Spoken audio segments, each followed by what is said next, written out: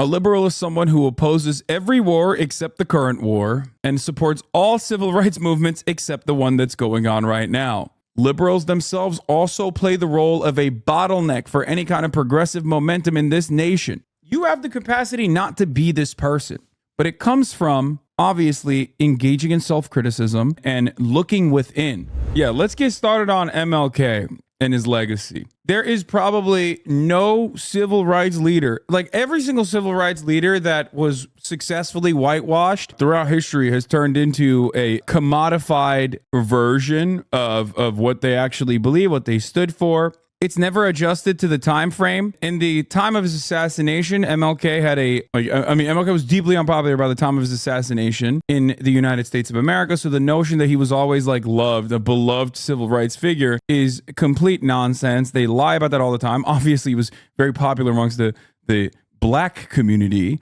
and amongst radical socialists. However, the notion that he was like beloved and everyone was really sad is bullshit. And to this day, the institutions that played a role in his assassination, like the FBI, shamelessly dish out his legacy in a completely whitewashed version. I mean, it's unimaginable, but this is white supremacy in action. It's a perfect example. It's a perfect demonstration of white supremacy in action. The very same institution that played a role in the assassination of this beloved, controversial at the time, but now beloved civil rights leader can just go ahead and say this hashtag MLK Day, the hashtag FBI honors one of the most prominent leaders of the civil rights movement and reaffirms his commitment to Dr. King's legacy of fairness and equal justice for all. They do it every year. And guess what? It's shameless, but why would they care? There's no repercussions for it. Love that this year Israel has also gotten in on the fun themselves as they are currently committing an ethnic cleansing campaign in Gaza. Israel has utilized Martin Luther King's legacy to whitewash their own ethnic cleansing campaign. Wonderful stuff. Okay, not a hint of irony there whatsoever. As always, many of the people that are liberals themselves who will turn around today and when they're done championing America's bombing of Yemen, or when they're done championing whatever kind of American imperialism that has to happen in a complex way, they will turn around and unironically showcase their favorite MLK quotes or whatnot, despite the fact that at the time, if they were adjusted to the civil rights movement, they 100% would be the same radical anti-communists that they are right now. Because remember, MLK was a democratic socialist. MLK also was an anti-imperialist as well. Now, on the issue of Israel, he had some different opinions, certainly. We can get into that if you want. I believe that when Amy Schumer was like posting that quote, a lot of people were actually very upset at her, including MLK's granddaughter. Anyway, it's disgusting. It's gross. It's done every year. We understand, all of us together, collectively understand when Republicans do it, but sometimes when liberals do it, we can't fully comprehend why it is indecent for liberals to do this in the exact same way. And today, we are going to look at some of the worst bastardizations of MLK's legacy by those who 100% would have been against them or are still kind of, against his movement in general, but will use some of his quotes to their advantage. On this MLK Day, remember the radical socialist, anti-imperialist MLK that liberals and conservatives erased from history. I think the other thing that we must see at this time is that many of the people who supported us in Selma, in Birmingham, were really outraged about the extremist behavior toward us. But they were not at that moment, and they are not now, committed to genuine equality for us. It's much easier to integrate a lunch counter than it is to guarantee an annual income, for instance, to get rid of poverty for and all poor people. It's much easier to integrate a bus than it is to make genuine integration a reality and quality education a reality in our schools. It's much easier to integrate even a public park than it is to get rid of slums. And I think we are in a new era, a new phase of the struggle, where we have moved from a struggle for decency, which characterized our struggle for 10 or 12 years, to a struggle for genuine equality. And this is where we're getting the resistance, because there was never any intention to go this far. People were reacting to Bull Connor and to Jim Clark rather than acting in good faith for the realization of genuine equality. Yep. It's important to recognize on this MLK Day, Martin Luther King Jr.'s letter from Birmingham jail. The reason why I love posting this, and I do it every single year, is because there are a lot of liberals out there who behave in this exact same way and refuse to recognize it. And it's oftentimes in identical terms, too. Like, not just necessarily a white moderate when it comes to tackling some capitalist hyper-exploitation or whatever, but instead directly behaving like a white moderate when it comes down to any kind of emancipatory movement. So here is Martin Luther King Jr.'s letter from Birmingham jail. Here's a little bit of a background on the issue. He penned his letter from Birmingham City Jail. He and others were being held for violating a court order against parading, demonstrating, boycotting, trespassing, and picketing, according to the Denver Post article on it. The letter was written in response to a call for unity, a letter composed by 8 local white clergy members. Their letter called for an end to anti-segregation posts in Birmingham, Alabama, and to find proper channels to achieve a better Birmingham. Remember, the 8 local white clergy members said, hey, how about you don't protest? How about let's get together and let's find a better solution. I'm just going to give you the short and sweet of it and the most prescient, most important parts of it. Here's what he wrote. While confined in here in Birmingham City Jail, I came across your recent statement calling my present activities unwise and untimely, he wrote to the fellow clergyman. I'm going to put this on streamer terms for you because I'm a goofy guy and I'm silly as hell. Martin Luther King Jr. responded to the trolls, which you're not supposed to, but hey, guess what? He posterized them pretty well, so obviously this is yet another work of his that has gone down in history that people oftentimes forget about and refuse to talk about, as a matter of fact. Or if liberals don't actually completely avoid this part of history and his sentiment here and what it actually means and why it's still prescient, sometimes they literally use it. Like Hillary Clinton. If I recall correctly, Hillary Rodham Clinton herself used the white moderate line in the past, which is insane to me. MLK Jr. said, I had hoped that the white moderate would understand that law and order exists for the purpose of establishing justice, and that when they fail in this purpose, they become the dangerously structured dams that block the flow of social progress. This is a subtweet. That's what Hillary Clinton said. In 1967, Ben Norton responds, Martin Luther King Jr. spoke out against the war in Vietnam, calling the U.S. government the greatest purveyor of violence in the world. Martin Luther King Jr. was 100% an America bad activist. If any of you have any confusion on that front, let me tell you something, okay? The same dumb motherfuckers who chirp all day, every day, that would be running around right now going, oh, we must bomb Yemen to protect commerce, sir, are the exact same people that would be turning around and being like, this guy, he doesn't know what's up. He doesn't understand. We have to keep fighting in Vietnam. You don't get it. Why is this guy's criticism just always revolving around America bad, America bad? What a radical he is, which is, let me tell you, exactly what the New York Times wrote about. The New York Times editorial board directly wrote about this precise issue at the time when MLK Jr. finally came out and was very outspoken about the war in Vietnam. So just something to remember, something to consider when thinking about MLK's foreign policy. He was a big Ho Chi Minh head. He loved Uncle Ho. Put some respect on it.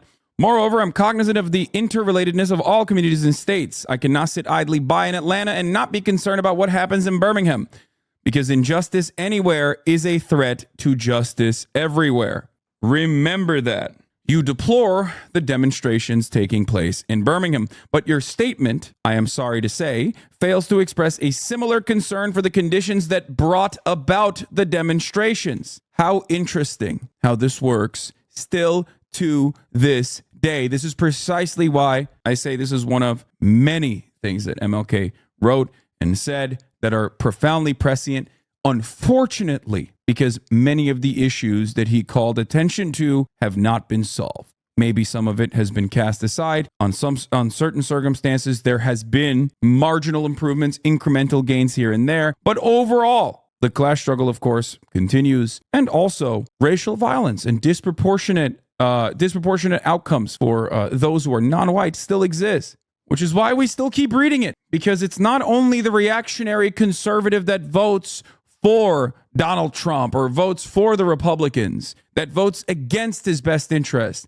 because he thinks at least we are taking down the other side, the opposition. It's not only those guys that stand in the face of progress. Liberals themselves also play the role of a bottleneck for any kind of progressive momentum in this nation, globally, as a matter of fact. And we'll get to the most important part of it now. In any non-violent campaign, there are 4 basic steps: collection of the facts to determine whether injustices exist, negotiation, self-purification, and direct action. We have gone through all the steps in Birmingham. There can be no gainsaying the fact that racial injustice engulfs this community. Birmingham is probably the most thoroughly segregated city in the United States, and its ugly record of brutality is widely known. Then last September came the opportunity to talk with leaders of Birmingham's economic community. In the course of negotiations, certain promises were made by the merchants, for example, to remove the store's humiliating racial signs. On the basis of these promises, the Reverend Fred Shuttlesworth, the leaders of the Alabama Christian Movement for Human Rights, agreed to a moratorium on all demonstrations. As the weeks and months went by, we realized that we were victims of a broken promise. A few signs briefly removed returned. The others remained. Then it occurred to us that Birmingham's mayoral election was coming up in March, and we speedily decided to postpone action until after Election Day, when we discovered the Commissioner of Public Safety, Eugene Bull Connor, had piled up enough votes to be in the runoff. We decided again to postpone action until the day after the runoff so that the demonstrations could not be used to cloud the issues. Like many others, we waited. Okay, this is like all of the reasons as to why it got to the point that it did in Birmingham. You may well ask, why direct action? Why sit-ins, marches, and so forth? Isn't negotiation a better path? You are quite right in calling for negotiation. Indeed, this is the very purpose of direct action. Nonviolent direct action seeks to create such a crisis and foster such a tension in that community which has constantly refused to negotiate is forced to confront the issue. It seeks to dramatize the issue that it can no longer be ignored. My citing the creation of tension as part of the work of the nonviolent resistor may sound rather shocking, but I must confess that I am not afraid of the word tension. So remember that. It is one form of protest. It is one form of direct action that seeks to make you uncomfortable deliberately so that it is impossible to avoid, like the top of the hour ad break, which is very possible to avoid as long as you subscribe. But I must confess that I am not afraid of the word tension. I've earnestly opposed violent tension, but there is a type of constructive nonviolent tension which is necessary for growth. Just as Socrates felt it was necessary to create a tension in the mind so that individuals could rise from the bondage of myths and half-truths to the unfettered realm of creative analyses and objective appraisal, so must we see the need for non-violent gadflies to create the kind of tension in society that will help men rise from the dark depths of prejudice and racism to the majestic heights of understanding and brotherhood. Now, why is this important? Because for many, it's not about the methods of protest, because everybody loves chirping out the methods of protest. They go, what about this? What about that? Why are you shutting off roads? What if an ambulance can get through? Even though obviously the protesters have accounted for that. But what about this and what about that? Why are you protesting like this? You should be protesting differently, is actually all done with one goal in mind, and that is to shut you the up. This is precisely why when I hear things about from the river to the sea being inherently anti-Semitic, which is a ridiculous, gross, it's a gross smear, just completely laughable. The idea that like the optics of it are actually hurting my feelings. The optics of that are actually, my feelings personally are more important. What I derive out of what you're saying is more important than what the actual message is. The ongoing genocide must stop. The apartheid regime must be abolished, must be dissolved, so that there is one singular, secular state where Palestinians and Israelis can live side by side in a real democracy. That is the major point. That is what many oppose. They oppose that, and that is precisely the reason why they hyper-focus on all of this other dumb nonsense. These are the white moderates. Let's get to the most important part of this.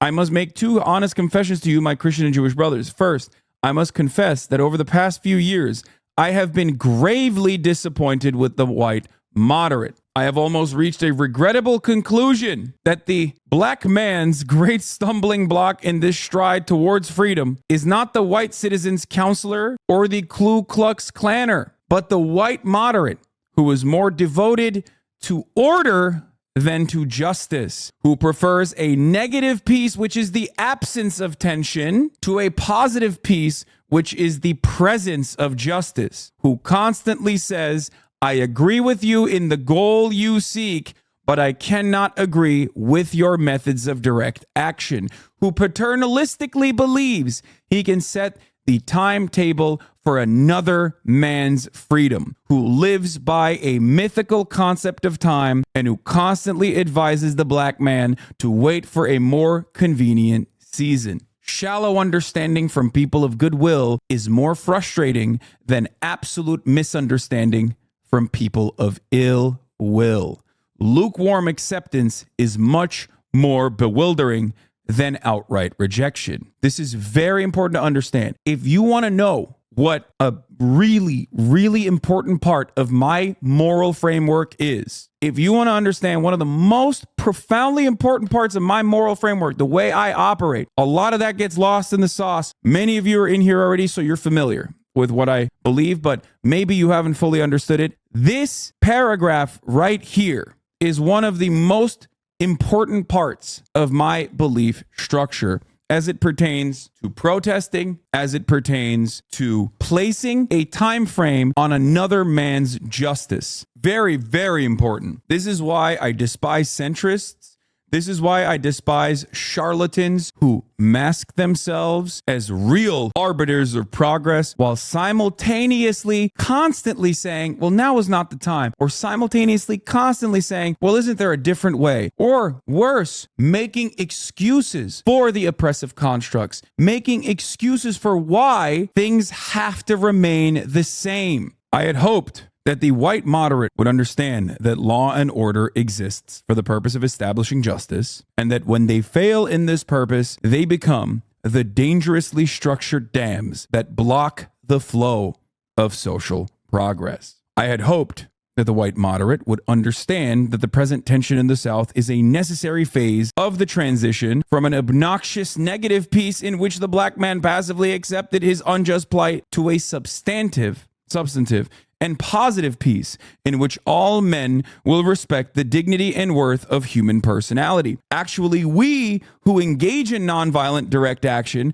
are not the creators of this tension. We merely bring to the surface the hidden tension that is already alive. Now, what does this mean? This is a direct shot across the bow at those who used to say the Black Lives Matter protests are racist, or Barack Obama is the most racist president of all time. Why? Because the reactionary would always say they're pointing out how racist American society is, and that in and of itself is actually causing divisions in American society, not the fact that these structures still remain calcified inside of our institutions. Remember that. This is something even I hear. Obviously, I'm just a dumbass Twitch streamer. I'm not important in any meaningful way in any sort of serious activism. I'm just simply stating that even for someone as silly as myself, I get hit with this all the time. Hasan, you're so divisive. You're so divisive. Why am I divisive? Because I'm bringing about the dividing issues. I'm talking about things that are important. I'm talking about things that harm people. And yet that is what's divisive, not the fact that those issues exist. Because let's be real. If you live in the comfort of privilege, one, equality feels like oppression. And two,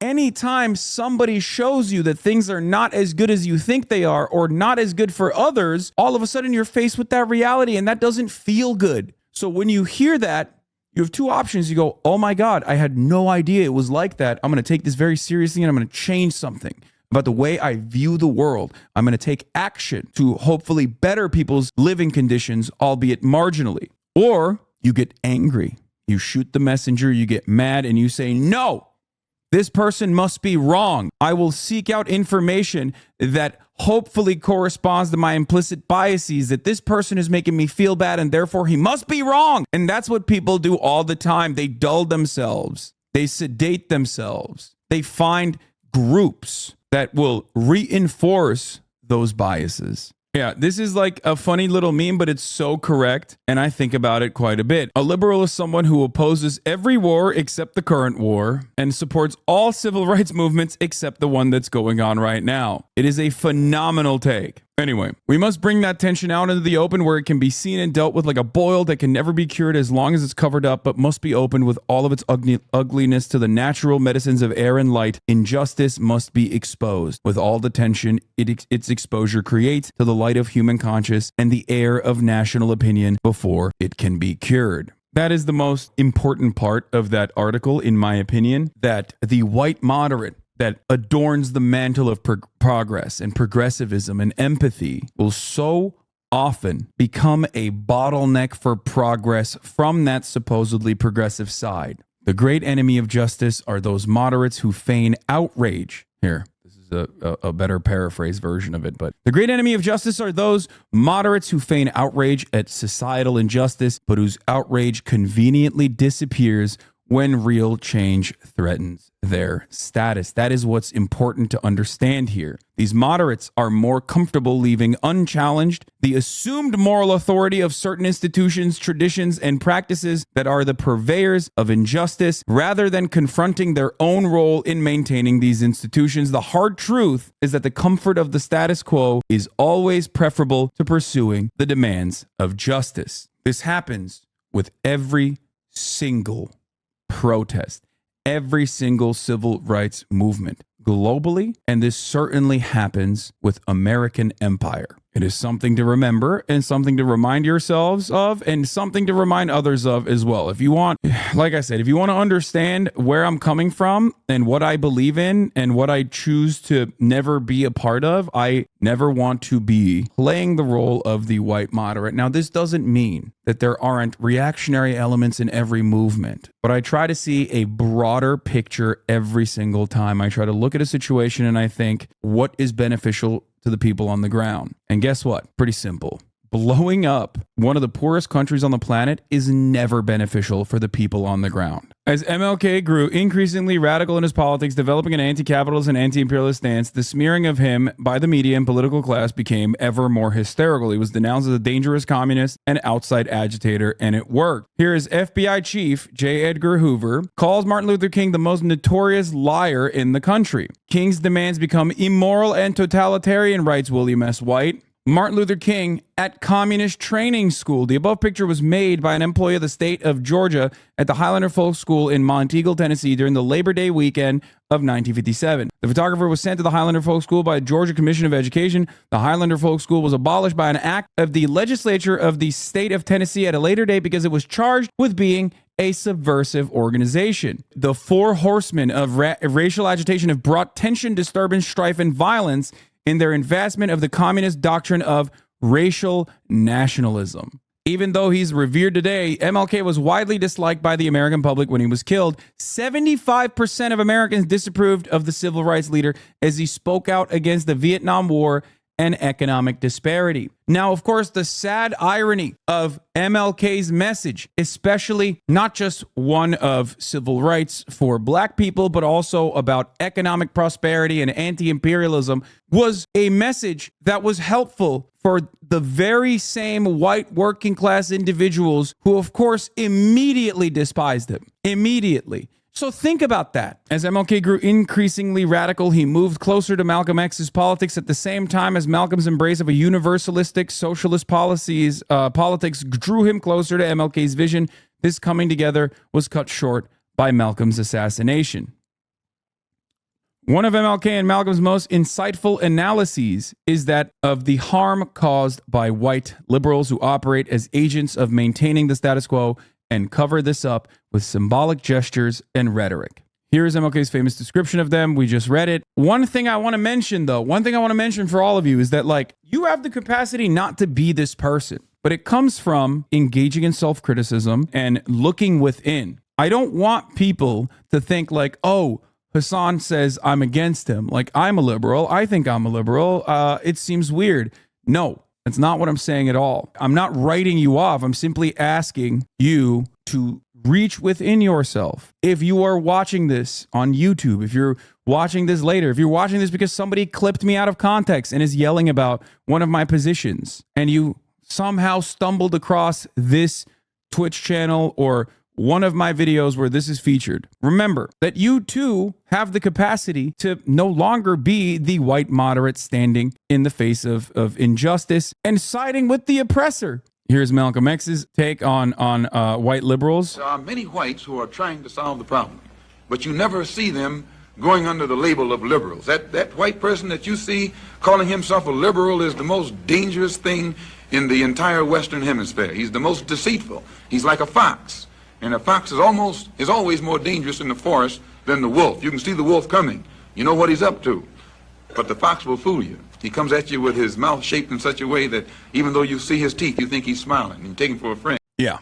Why do you always attack liberals, though? If that is your takeaway and you can't comprehend this, I don't know what to tell you. Because I don't always attack liberals. I do always attack conservatives. But there are instances where I must explain to liberals what their position should look like. There are definitely instances where I have to be like, listen, guys, don't be this person. But this video itself shows it. This video is a perfect descriptor because we know the conservatives are bad. And I yell about them all the time. I do hogwatch. I belittle them. I humiliate them. I think they're silly. And I think we all enjoy it. But there's certainly a moment where, you know, some of this criticism must be reached within the ranks of those who compare themselves or consider themselves to be progressives. And there are plenty who deserve this criticism. Because without someone smacking some sense into them, they think that they are doing the right thing. Just a little something on what Lenin said about MLK figures. During the lifetime of great revolutionaries, the oppressing classes constantly hounded them, received their theories with the most savage malice,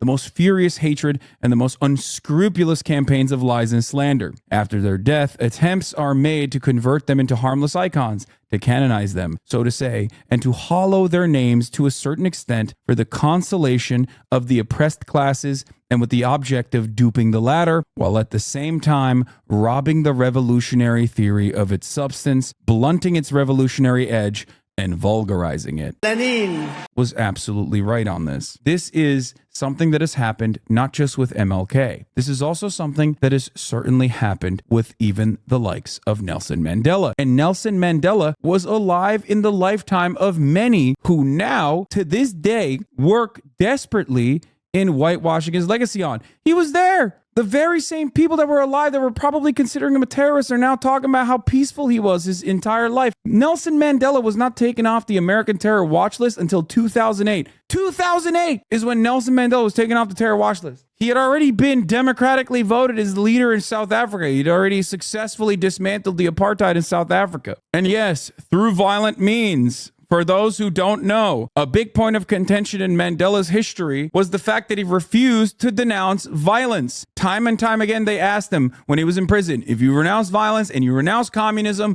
we will let you out. To which he responded with, no. How can you negotiate with me as though I am a man when I'm chained? There is no even negotiation here. I'm in chains. My freedom has been robbed. So that's another thing to always consider when people go, Nelson Mandela was a Gandhi type. That is not true. What better confirmation is there of MLK and Malcolm's warnings about liberals and their support for the Gaza genocide? Remember when Biden was protested over it and they started chanting 4 more years over and over again? Most dangerous species in the Western Hemisphere. That's all right. That's all right. That's all right.